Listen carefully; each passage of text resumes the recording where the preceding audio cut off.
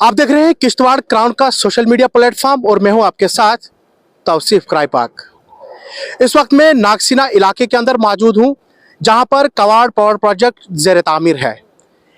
कवाड़ power project तो बढ़ रहा है, मगर इसके साथ साथ में कहीं घर लेके डूब रहा है।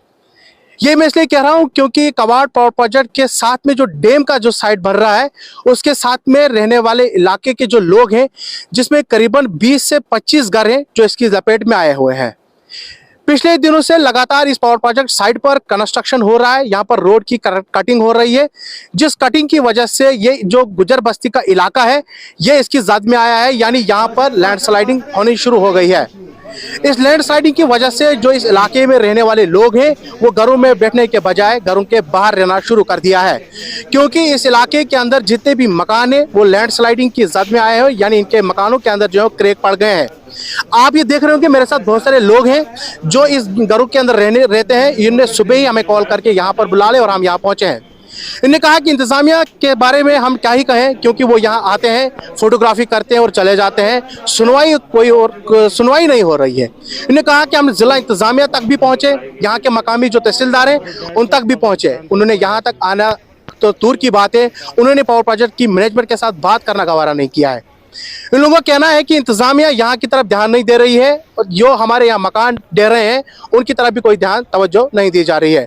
डैम साइड पर ही मौजूद हूँ इस वक्त में। आप ये मेरे साथ में इधर वाली लाइन जो देख रहे होंगे, ये सारे के सारा इलाका जो है वो लैंड स्लाइडिंग की जद में है, क्योंकि अपर गुजर बस्ती से लेकर जो डैम साइड तक का रास्ता सड़क है, वहां तक सारा का सारा इलाका जो है वो लैंड स्लाइडिंग की जद में आया हुआ है।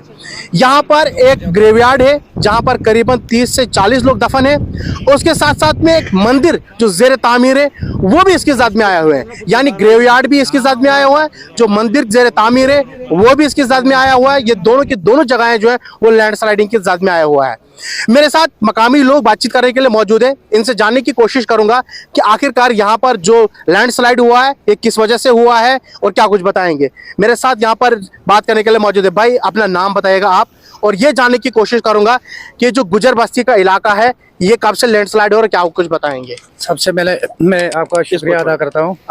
मेरा नाम मोहम्मद असलम है, मैं लवर गुजर बस्ती रहता हूँ जी। ये लाइट जो भी स्लाइडिंग एरिया हुआ है ये 1 साल से हो रहा है। ये इन्होंने जब से डैम टॉप की रोड की कटिंग की, 3 रोडें यहाँ से निकली है। ये 3 रोडें जब से स्टार्ट हुई, और स्टार्टिंग से हम इनको यही कह रहे हैं कि सर हमारा ध्यान दिया जाए, हमारी कुछ ना कोई सेफ्टी देखा जाए। वो कुछ नहीं है। ये क्या करते हैं, रात के 10 बज के 12 बज के मशीनें लगा दो, रातों रात ये 100-200 मीटर रोड कटिंग कर देते हैं। ऊपर से यहाँ पे नीचे से भी रोड है, ऊपर से भी रोड, 3 रोडें यहाँ बन रही हैं, जिसकी वजह से जितने भी ये घर हैं सब स्लाइडिंग हो रहे हैं जी। जो और साथ में जो नीचे इनका डैम टॉप है, डैम टॉप के बीच में हमारे घर हैं, जो कि कोई कंपनी ने पैसे नहीं दिए, कोई कंपनी ने कुछ नहीं हमको दिया। अलग हमारी अपनी ज़मीनें हैं और मलकियत ज़मीन है, जहाँ हमारे जो रकबे थे यही थे। हमारे पास इतनी प्रॉपर्टी है, जो घर 2-2 कमरे और ये ज़मीन जो 1-1, 2-2 कनाल है। इसके अलावा हमारे पास कुछ नहीं है, जो कि हमारा सब कुछ बह गया। अब हमारे पास कुछ नहीं बचा है। आप मुझे ये बताइए कि अब इतना बड़ा इलाका जो है वो सिंक हो रहा है, आपने इंतजामिया तक बात नहीं पहुंचाई कि सर हमारे जो रिहायशी मकान है वो ढह गए हैं, उसके साथ में जो ज़मीन हमारे जहाँ से हम कमाते थे, खाते थे, जहाँ से हमारा माल मवेशी चल रहा था, वो सब खत्म हो रहा है। इसके बारे में आपने इंतजामिया तक बात नहीं पहुंचाई?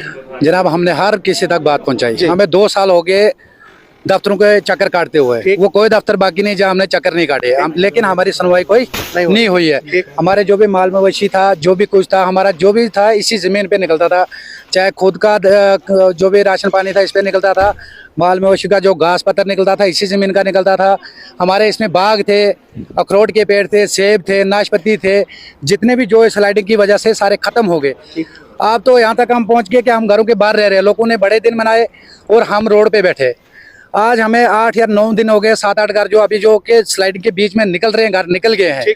7-8 दिन हो गए। मैं डीसी साहब से भी दरखास्त लिखा के लाया, मार्किंग करके लाया हूँ। तहसीलदार साहब को भी मैंने 2 बार दी है, चौकी अफसर को भी मैंने दी है, मैनेजमेंट को भी मैंने दी है। CBPP के जेम के पास सामने कोई दिन नहीं है जिस दिन हम उसके पास नहीं जाते हैं। अगर उसके पास हम जाते हैं, वो कहता है मेरी ये अथॉरिटी नहीं है, ये जी आप ऊपर बात करो जी, डीसी साहब से बात करो। CBPP का जेम जो है, जो इसका प्रोजेक्ट का मालिक है, जिन्होंने ये चीज़ें देखनी है, अगर उनके पास हम जाते वो इतना ही बोलता है, हमें 2 मिनट बात हमारे साथ करता है, 2 मिनट के बाद ये बोलेगा ये मेरी अथॉरिटी नहीं है, ये जी आप डीसी साहब से बात करो। डीसी साहब के पास जाते हैं, दरखास्त कई बार अब दरखास्त दे चुके कि सर हमारा कुछ ना कुछ मसला हल करो, हमें रहने के लिए कोई जगह नहीं, हमें ऐसा कोई प्लाट दे दो या हमें कोई मकान बना के दे दो, खरीद के दे दो कि जिसमें हम अपने बाल बच्चे को सेफली रख सकते हैं। ठीक। लेकिन आज तक हमारी कोई सुनवाई कहीं से नहीं हुई है। अब आप क्या चाहते हैं, क्योंकि अब तो ना तो इंतजामिया आपकी बात मान रही है, ना तो यहाँ की मैनेजमेंट जो कंपनी पटेल जो यहाँ काम कर रही है वो आपकी बात नहीं मान रही, सीयूपी की आपकी बात नहीं मान रही है, आप घरों से बेघर हो गए हैं। अगला स्टेप इस गुजर बस्ती के इलाके के लिए क्या रहेगा? हमारा स्टेप अगला यही है जनाब, हम 2 दिन का टाइम देते हैं इनको। अगर 2 दिन तक इन्होंने हमारा मसला हल किया तो ठीक, नहीं किया हम ऑल प्रोजेक्ट क्लोज कर देंगे, बंद कर देंगे। चाहे हमें ऐसे भी हमारी फैमिली बाहर रह रही है, उससे अच्छा है हम एक तरपाल ले लेंगे तो जाके प्रोजेक्ट में बैठ जाएंगे, क्योंकि वहाँ के जो डैम बन रहे हैं, डैम में बड़े बड़े ब्लॉक बन रहे हैं जिसमें के नीचे कोई बिस्तर डालने की जरूरत नहीं, हम ऐसे बैठ जाएंगे टेंट लगा के। चल अगर वो भी नहीं हुआ, जो इनका मेन रोड किश्तवाड़ से पाटर के लिए जाता है जिसमें 16-17 हज़ार लोग रह रहे हैं, हम इसको बंद कर देंगे। 2 दिन का टाइम हम देते हैं, अगर हमारे साथ कोई मसला हल हुआ तो ठीक, नहीं हुआ तो हम मेन रोड भी बंद कर देंगे, ऑल प्रोजेक्ट बंद कर देंगे। चलिए, बहुत बहुत शुक्रिया बात करने के लिए। ये मकामी शख्स हैं जो इस गुजर बस्ती के रहने वाले हैं। इनका साफ तौर पर कहना है कि इंतज़ामिया तक हमने ये बातें पहुंचाई है। इन्होंने कहा कि यहाँ पर न सिर्फ मकान जो 25 के करीब घर हैं जो इस डैम टॉप की जद में आ रहे हैं, जहाँ पर ये कंस्ट्रक्शन हो रहा है, जहाँ पर 1 नहीं 2 नहीं 3 रोडें कंस्ट्रक्शन की जा रही हैं। इन्होंने कहा कि जैसे ही ये सड़क पर काम शुरू हो जाता है लैंडस्लाइडिंग आनी शुरू हो जाती है।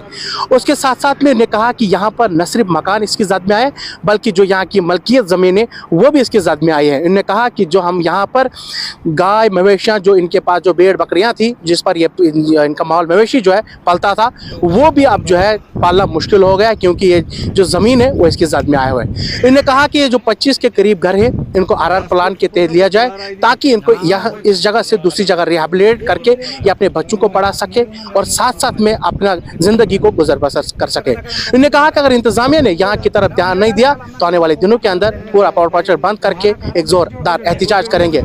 अगर उस वक्त कोई लॉ एंड ऑर्डर में प्रॉब्लम होती है वो यहाँ की मैनेजमेंट और ज़िला इंतज़ामिया की जिम्मेवारी होगी। फिलहाल आज के लिए इतना ही, हमें दीजिए इजाज़त। अल्लाह हाफिज़।